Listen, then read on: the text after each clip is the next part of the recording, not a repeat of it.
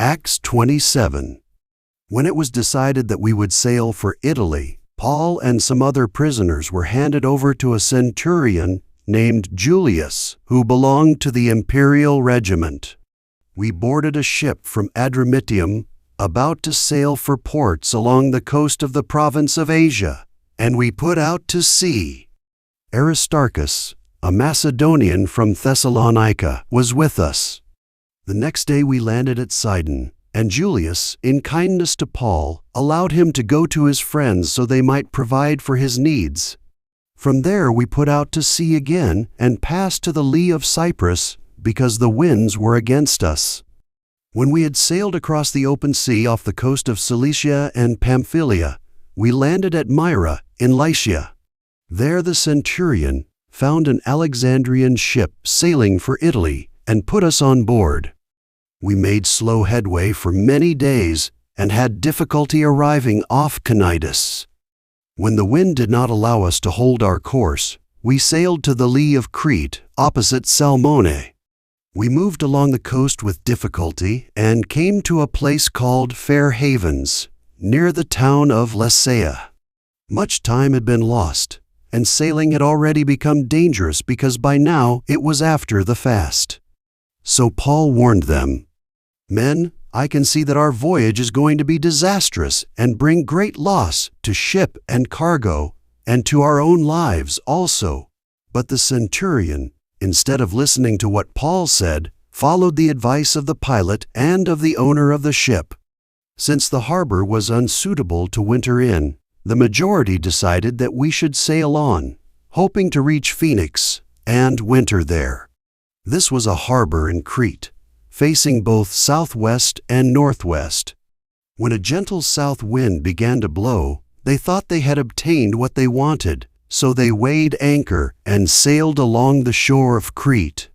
Before very long, a wind of hurricane force, called the northeaster, swept down from the island. The ship was caught by the storm and could not head into the wind, so we gave way to it and were driven along. As we passed to the lee of a small island called Cauda, we were hardly able to make the lifeboat secure. When the men had hoisted it aboard, they passed ropes under the ship itself to hold it together. Fearing that they would run aground on the sandbars of Syrtis, they lowered the sea anchor and let the ship be driven along. We took such a violent battering from the storm that the next day they began to throw the cargo overboard. On the third day, they threw the ship's tackle overboard with their own hands. When neither sun nor stars appeared for many days, and the storm continued raging, we finally gave up all hope of being saved. After the men had gone a long time without food, Paul stood up before them and said, "Men, you should have taken my advice not to sail from Crete. Then you would have spared yourselves this damage and loss. But now I urge you to keep up your courage, because not one of you will be lost, only the ship will be destroyed."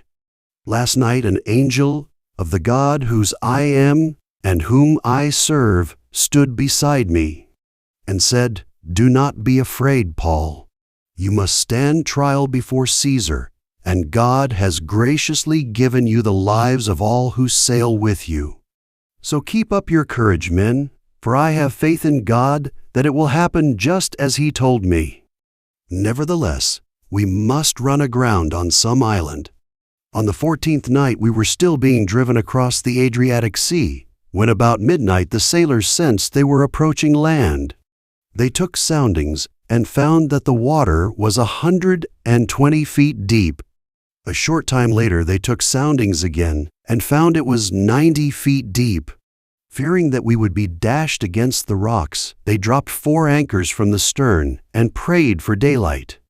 In an attempt to escape from the ship, the sailors let the lifeboat down into the sea, pretending they were going to lower some anchors from the bow.